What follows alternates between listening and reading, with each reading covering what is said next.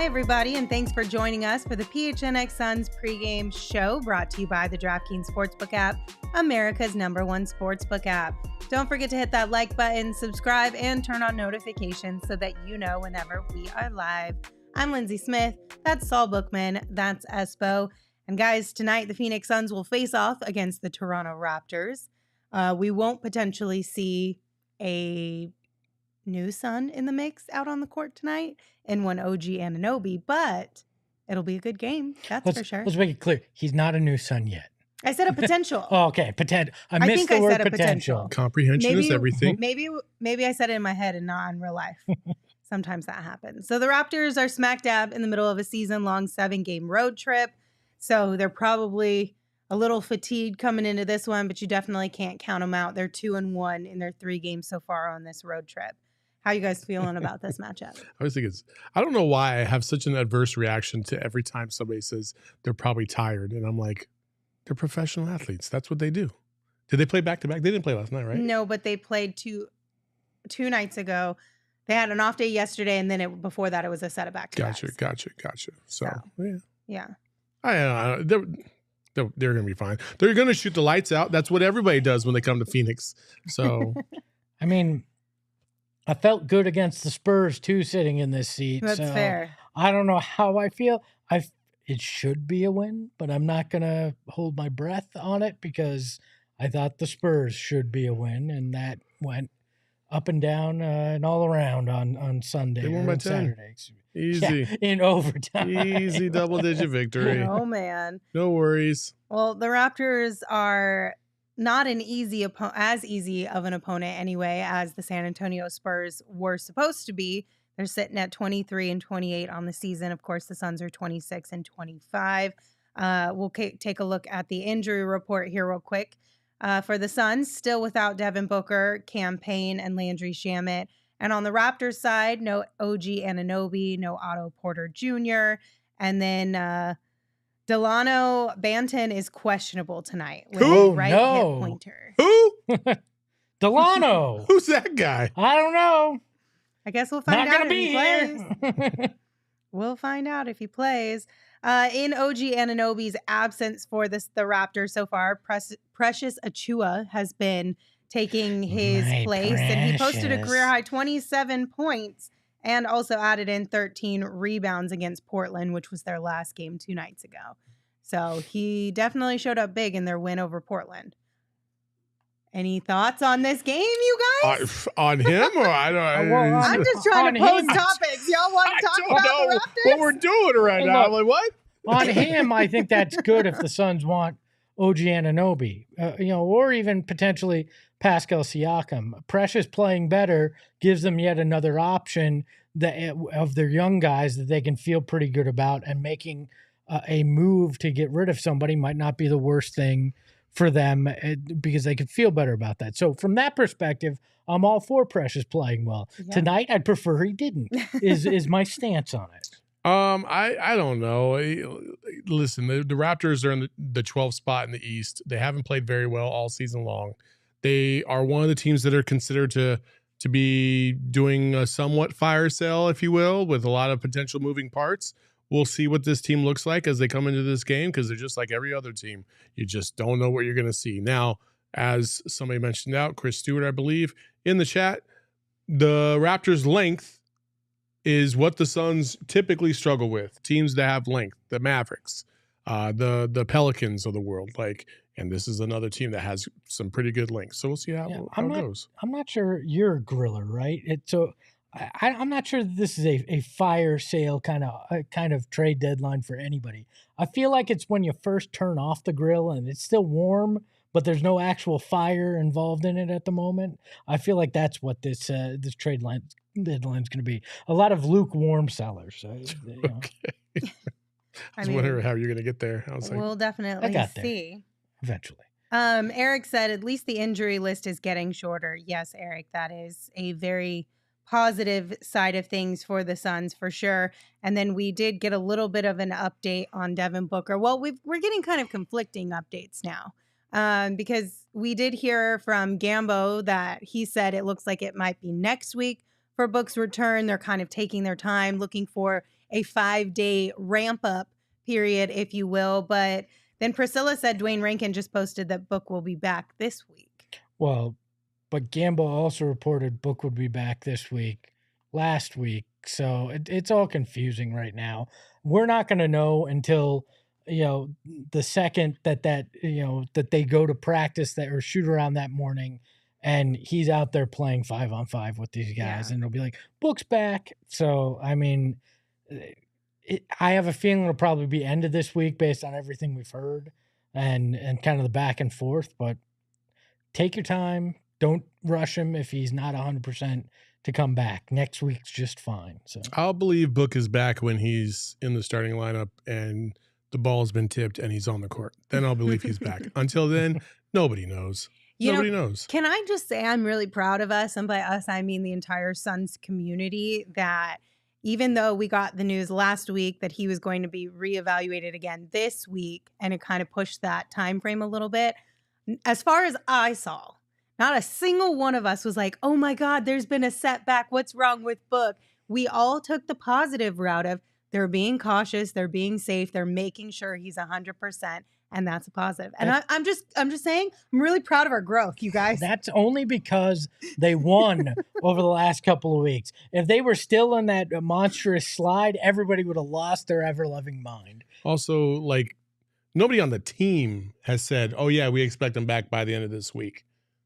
Yeah, I mean, no, they don't ever say that. They never say that stuff. So, like, that doesn't stop us from freaking out, though. Oh, I'm sorry. You don't remember that when Chris Paul got hurt and the team was like, oh, it's no big deal, and we all were freaking out because we're like, you're lying. Well, that's because there was precedent with Chris Paul that they had done that before, and it was 4 weeks later when you saw Chris Paul again. Yeah, and other guys like, oh yeah, Landry Shamit's been playing full contact, still out with a concussion a month later. Like, bro, what the fuck is going on over here? I thought, yeah, that's what I'm saying. We're all WTFing all the time around injuries when it comes to the Suns, but we haven't with Devin, and that's gross. It's because he got hurt the first time, and we're like, all right, sit this motherfucker down so you're for sure. Euphoria says Gamble likely to report Book never coming back. Suns aren't interested in him. No. The Reaper. Oh my goodness. All right, Espo, what are the guys wearing tonight? They are wearing the purple Icon Edition jerseys again. This is very rare because even after the league had switched what they could wear at home, they still wore the white a lot at home, but they've moved to the Icon Edition. Raptors wearing their Association Edition with the white jersey and the red chevron pattern. I like these. I like the Raptors look. I don't like the Suns jerseys. Well, they're bland. I mean, you don't like the Suns jerseys? I don't know why are they called Icon Edition? Because there's nothing iconic about that jersey. That's just what Nike called all the darker color jerseys and all the white or cream when the Bucks that's not had up that to the teams. That was just a Nike thing. Nike just named these things randomly. So Nike's dumb. Well, yes, that's true. Okay. As I'm wearing Converse tonight, so I'm good. Oh, no. Converse owned is by Nike. Converse Nike bought is owned by Converse Nike? like 10 years ago. What? Yeah. Why do you think Nike. that the soles in Converse got better all of a sudden? That's when Nike took over and they put in a thicker sole. Oh, look at that. Well, what do you know? I was wondering why my vertical got up about another 2 inches today. Who you guys got tonight and by how much? I've got Saul's vertical by 6 inches. No, Suns by 1 tonight is what I'm going with. I think this is a very close matchup tonight. I have the Suns by 7. I feel like this is going to be an easy one for them tonight. I love your optimism, As and I I knock hope on wood. I hope that's the way that this one goes. I have Suns by 3. Gerald has Suns by 2. So we're all in agreement that we think the Suns can get a W tonight. The question is what does the end of this game kind of look like? Are we looking at crunch time minutes, or, Saul, is it an easy, kind of smooth ending to a game for once? It might be a little ugly from time to time, but they're going to get the job done. What do our friends at the DraftKings Sportsbook app think, as well? Oh, they think that it's going to be an extremely close game. As Suns by 1.5 right now minus 1.5. I'm really excited about my bet, by the way. This line has moved between 2 and 1.5 like 17 times today.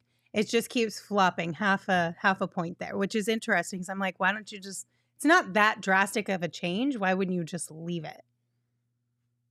I don't understand where that side it's of not it. well, it's where the money goes that shifts the Yeah. line.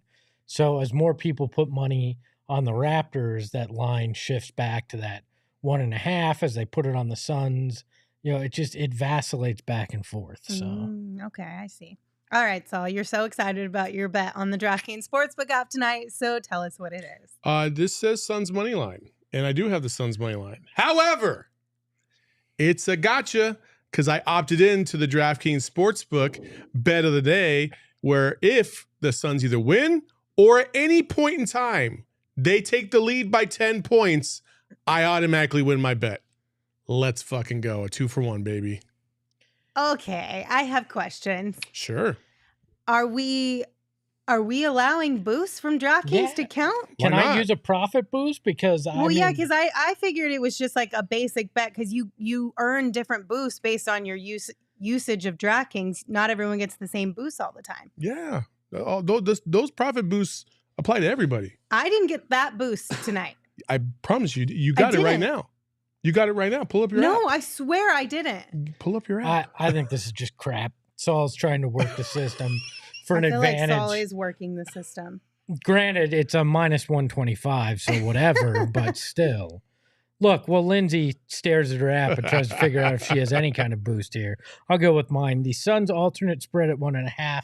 I got this when it was at 2, so that's why it's the actual spread. Chris Paul double-double, Mikal Bridges double-double. I'm feeling a little in and out kind of night tonight, plus 5,000. I will win a lot of money here.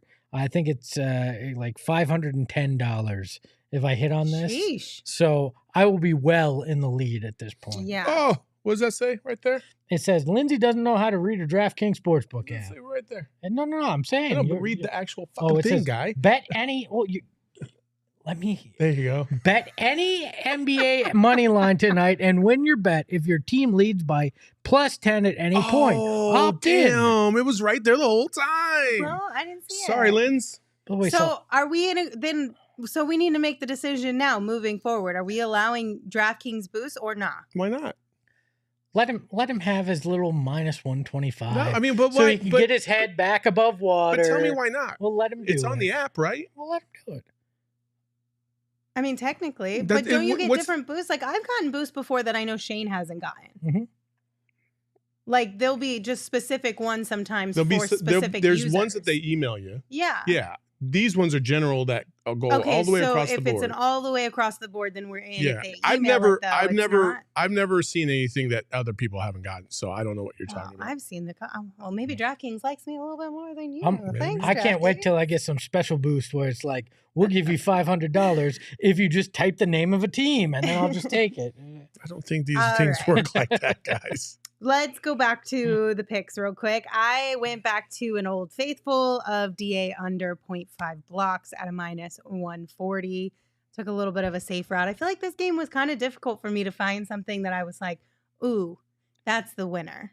You know what I mean? So I feel like you had to either get real crafty on the DraftKings Sportsbook app or you got to take kind of an easier route. So I do like yours, knowing that there is this disclaimer part where if your team goes up by 10, you automatically win. Yeah. I think that's a solid bet. If you guys have not put anything down on this game, I would look at that one if I were you. But if you haven't downloaded DraftKings Sportsbook app, you should probably do that first. And make sure you use the promo code PHNX when you sign up. New customers can bet $5 on the conference championships and get $200 in free bets instantly only at DraftKings Sportsbook with code PHNX. Minimum age and eligibility restrictions apply. See show notes for details. I'm just going to say this. If I win tonight, I'm going to be completely insufferable on the post-game show to the point where it's going to be extremely annoying. So, Also, just want to put this out there. Void in Ohio. Just FYI. yeah, so you Ohio Suns fans, too bad. Sorry. When's the last time Mikal Bridges got double digits in rebounds? I don't know. I don't care. Because he's never had double digits in assists. No, he had 9. Yeah, that's a the week most and a he's half ever ago. gotten. Yeah. Yeah. I don't I'm know. just kind of curious. Yeah, What does our leaderboard kind of look like? What are we saying? Because that's what you said. You stand to make $500 if your bet hits tonight. $500. Well, you would jump up ahead of us by miles. Saul officially has a frowny face on this graphic. Emma changed our faces for when we're in the red. He's a minus 1050. I'm a positive 95.62, and that's why you're a positive 7. Yeah, if I lose tonight, I'm joining Saul in the basement in the red. So in for trouble. Actually, all right. if I win and you lose, then you'll be alone. Well, I'm in the basement. Again, you're making me want to root against my own my own team just for my own selfish reasons. But so. I'm genuinely curious. I'm going to look it up, and we'll bring it up in the post game, I guess. But I don't think Mikal has had maybe but one, maybe 2 10 rebound games all season. I'm feeling saucy, so all right, I'm just saying. I actually put. This is what I have loved about this, though, is that when we come into this office and we start talking about bets, first of all, it's a little bit more intense than it usually is. And now, like, Lindsay will literally like break shit down, and she'll be like, well, actually, the reason why I took this is because da da da da da. I'm like, what the fuck is going on right now? Like, what? So I've had to research more. Like, okay, wait, time out. I'm not trying to lose this shit. Yeah, I'm not trying to lose it. There's got to be something on the line. It's not gambling if I'm just going on a minus 135. That just doesn't feel exciting to me. That's just where I'm at. And that's right? maybe why you're losing so far. Yeah. Knock on wood. I'm also the guy that won $3,000 on the app last year. So. Last year, not this year, Espo. Step your game up in the new season. All right, let's talk about the latest gossip around the Phoenix Suns. I know this is what everyone wants to hear about right now. First and foremost, we'll talk a little bit of Jae Crowder. So we learned today that Jae Crowder got permission from the Suns to meet with the Bucks ahead of the trade deadline. This one's from Shams Charania. And apparently this happened this past weekend. So this is good news. It would have to be. You're not letting him talk to another team if you don't have the belief that something's going to get done, right? I mean, you have no obligation to do that. And what good does it do if you don't have a deal at least on the table that you'd be willing to take and working on some kind of 3-team maneuver? I feel like Jae to the Bucks is pretty much a done deal. It's what are the Suns getting in return? Is it a 3-team deal? Or is it, whatever the Bucks decide that they want to offer in a deal? I think we're at that point now. I don't know if I'm getting trade fatigue, but I really don't give a shit. I just want a goddamn deal to be done already. I'm so tired of talking about Jae, stupid ass Crowder. Get rid of him already. We've been talking about the Bucks for fucking 5 months. Get it done. Okay, well then, if that's where you're sitting... There's reportedly a standing offer out right now on the table from the Bucks to the Suns. It's Jordan Nwora, Serge Ibaka, George Hill, and a 2nd-round pick for Jae Crowder. Are you at the point where you're like, get it done already, that you're willing to say yes and accept this? No. There's a problem with this, though, right? If all you're sending out is Jae Crowder, and I think we have the graphic here, but the only if the only thing you're sending out is Jae Crowder, the salaries don't match. Well, no, it does. The salaries match. I've run this through that, but you're bringing in 2 additional people. Right. You only have one open roster spot, so something else. So you'd have to cut happen. somebody. You have to cut somebody. Is there a subsequent deal? Are you buying out one of these guys? Yeah. Like, there's all sorts of other things that come with this. But my guess is Serge Ibaka even playing right now? No, they've done I believe they've done a Jae Crowder with him. Yeah. Oh, so we swapped one Jae for another. I mean, he's an older Bismack Biyombo at this point. It's the same kind of, play that you're going to get out of him. It's, a guy that can play some defense, grab some rebounds, isn't the greatest offensive player. Nwora, I am intrigued by. Young, 24, shooting 40% from deep, is athletic. It just hasn't, gotten a huge amount of huge amount of run in Milwaukee because they have a number crunch in the lineup, which the Suns have too, but it's at least something that has potential in a Jae Crowder deal. Now, George Hill, I'm pretty sure, is Chris Paul's age. So you're basically giving you a 3rd-string point guard at that point that has more experience than Saban Lee. Like, okay, this is we did something to get rid of Jae Crowder move. So did you guys want to talk about the real MVP of that graphic? Go ahead.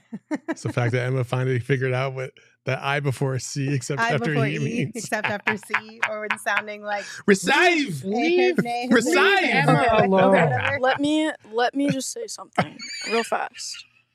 No matter how it's spelled, it doesn't look right to me. It will never look right. That's fair, but do they teach that still in schools? The I before E except after C, or when sounding like A is in neighbor away? Sweetheart. I'm just asking if they still teach that. Dyslexic. It doesn't matter. I'm aware, but I'm asking, is that something that still is taught in schools? Like legitimately. Look, I don't like. Do you remember learning that rhyme? It's a elementary thing for sure. I don't really remember elementary school. Me neither, but I remember that. I Because it was like rhymed into my brain. You got it right. Don't change the PSD now. Leave it alone. It'll be good. That's all that matters. Gotcha. But here, what I want, everybody's saying pass on this, right? What are we expecting for Jae Crowder? We have way too high of expectations. The dude has been sitting on his ass since May. There is not some golden goose that they're going to magically pull out of their ass that they're going to get for Jae Crowder. If it is strictly you're dealing Jae Crowder and you're not dealing a lot of number one picks and you're not dealing any other talent, this is the kind of poo-poo platter you're going to have to brace, put your big boy pants on, and accept is coming back to Phoenix. I'd rather have Jae Crowder just fucking get cut or just sit on the bench for the rest of the season because none of these dudes are going to help. You rather none of these dudes are going to help. And go sign with the Bucks so you get jack squat? Yeah, I'd rather let him just sit at home until the end of the year. Then he can do whatever he wants in the offseason. Well, okay. I get that, but cutting him, buying him out, no.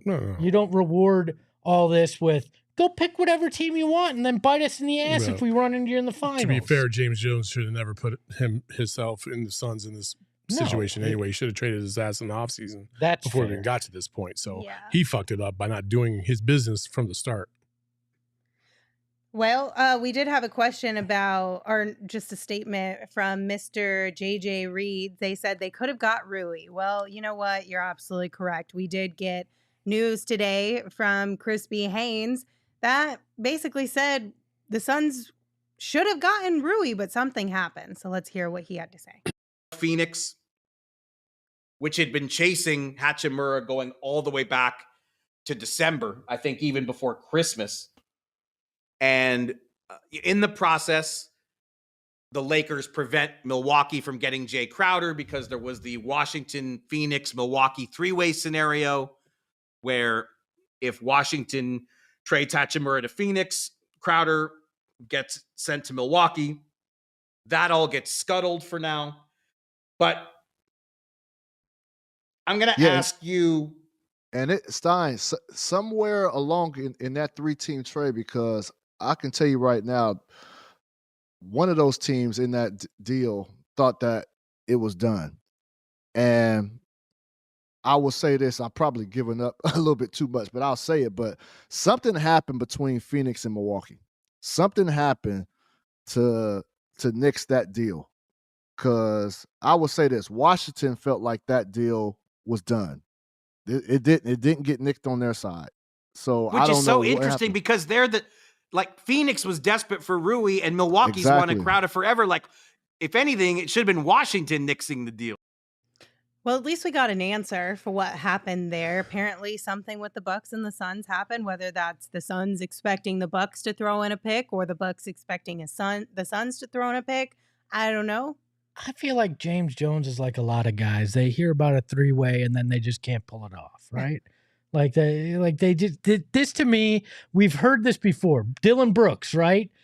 Washington, Memphis, and the Suns. Dylan Brooks is coming to the Suns. Something gets messed up. There always seems to be some communication issue in these situations, and James Jones is involved. To me, I don't know why he can't consummate these trades, but there is some. That's a term that's used about trades. Sure, yeah. He can't just figure this out, and it's been detrimental to this team because I feel like he's getting a reputation for not being easy to deal with. We've heard that multiple times throughout this season specifically, so you might be onto something, Espa. I don't know, but it's interesting to get this information on the backside of things. Obviously, Hachimura is with the Lakers now, but it's still fascinating to hear how these things all kind of have unfolded. Yeah, No Good brings up a good point in the chat. It could be the disgraced future former owner. Could have been the thing that screwed that up, because if they thought they had a done deal and then James had to go get approval and Robert was like, no, that could be the weird thing that happened. But at some point, I imagine we'll get a clearer picture once the sale's done as to if and what was killed by the former owner. Well, I mean, in the meantime, all we have is this. So it feels like, from our perspective, because we know that Robert Sarver's on his way out, like JJ's got to do something. He's got to do something. And I have a feeling we're not going to like what the end result is. I just have this bad feeling about it.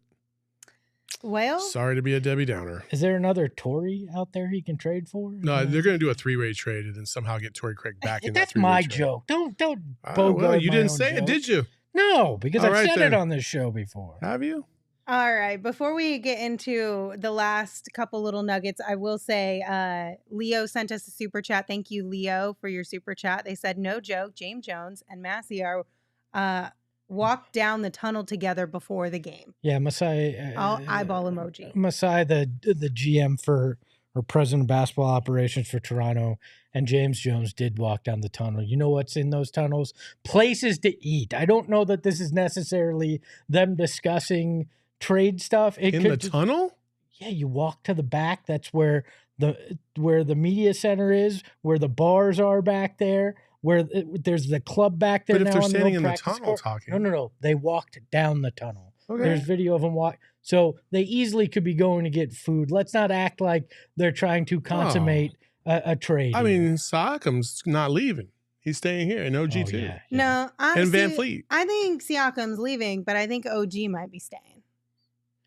OG might be staying. So let's talk about that. Let's talk about it. So Sunderous Dunks, one of our faves here at PHNX, sent out a tweet earlier that said that Gambo had said OG kind of seems to be like the guy that would be moved from the Raptors. And then Bobby Marks was also on and agreed that OG would likely be the guy that's available and said, quote, he's the perfect guy. Now, as far as what it would take, 2 or 3 picks and a good player, likely Cam Johnson. If you're the Suns, why the fuck would you do that? Why would you trade Cam Johnson and give away 3 picks to the Raptors for a guy that gives you a marginal difference scoring wise and a marginal difference defensively? I know he's a much better defensive player than Cam Johnson, but Cam Johnson literally is shooting the lights out right now. Like, you're willing to sacrifice one of the best 3-point shooters in the game for a slight upgrade and a loss of 3 first-round picks? I just don't get it. 3 reasons. OG has more potential in some people's minds. He signed next year at 17. If you believe that Cam is going to want in the 20s, that could be a reason with a team that's already dealing with salary cap stuff, and if they're concerned about re-signing Cam and the injuries on Cam's front. I know OG isn't healthy right now, but Cam's injury history and history of missing substantial amounts of games could be part of the driving force here. Doesn't OG have as well. some injury history? He has too? injury history as well, but I think that Cam, I think Cam has a stigma about it now, and there was the expectation that he might have these issues in the league. Now everybody assumed it'd be his hips. It hasn't been the surgically repaired hips, but that's why I could see you do it. Now, if you're trading, for OG and Gary Trent Jr. in some kind of larger deal using your expirings and Cam's part of that, I find that more palatable if you're giving up picks, because I think that answers a couple of your questions on this roster. But I could see why you would be hesitant on that, Saul, because Cam has played very well. If Cam's healthy, Cam is the guy that you want at that 4 spot for this team. It's a big if, though. Yeah. Well, we'll find out. Hopefully sooner rather than later. I'm with you though, Saul. I'm getting a little bit tired. 10 days can't come soon enough. I'm just ready for it all to be done and over with, so that we can know what our team is looking like and move accordingly. I know it's almost tip-off time, but we have one final thing for you before we say goodbye. Espo shared a little nugget of information with us today. He had a source tell him that Steve Nash met with Matt Ishbia, the new, soon-to-be new owner of the Phoenix Suns, at his company in Michigan today. And then Espo said, interesting timing, with Ishbia set to become Suns owner next week. I love that Lindsay had to read the tweet with me sitting right here. Well, I'm going to treat you the same way I treat everybody else who breaks some news or reports something. I'm going to tell you what the fuck you said to your face right now. I'm going to treat you the same way as everybody else. You sound like Tupac. I'm going to whoop his ass with his own beat. Let's go. Look, I hate to say not quite right, but I can't confirm they met. I just know that Steve Nash was in the UWM offices in Michigan, which is the home to Ishbia's company. Now, the assumption would be that they met. I don't think he just took a real big interest in mortgage companies all of a sudden, but maybe. My guess is there's probably could be a couple things going on here. Potential small stake in ownership, which would make some sense. There's been other people I've heard that have gone through the UWM headquarters over the last few weeks, basketball names that I think Ishbia is probably asking for advice on how to run a team correctly and win in the NBA. So, a lot of people are like, oh, I don't want Steve Nash as coach. Steve Nash isn't coming in to be the head coach of the Suns. Other people, oh, Katie. No, Katie got Steve Nash fired. So don't draw that connection either. But I assume this means that Steve Nash will have some kind of role, or at least is welcome to any role that he might want in the future within reason in the organization. Which honestly is not a bad move, depending on what role he, even as an ambassador or just simply being present for some type of events and things of that nature. This city loves Steve Nash. So having him back in any sort of capacity is a win for Matt Ishbia, in my opinion. And he knows James Jones well. They were teammates. So, I mean, maybe it is some kind of, executive role where he's just a sounding board. Who knows? Anything could be possible with it. So. Exactly. Like Det Nibble said, maybe for some player development. So we'll see. But that was just another little nugget of information we wanted to leave you guys with before this game tipped off. Enjoy it. Hopefully we get a W, and don't forget to meet us right back here after it wraps up. Bye. PHNX. Hey yo, my lifestyle is retro. Tell the Phoenix Metro. Megas in control and he ain't never gonna let go. PHNX though, Lindsey, Gerald, Espo. Saw past the ball, we here to turn up the tempo. Got the one.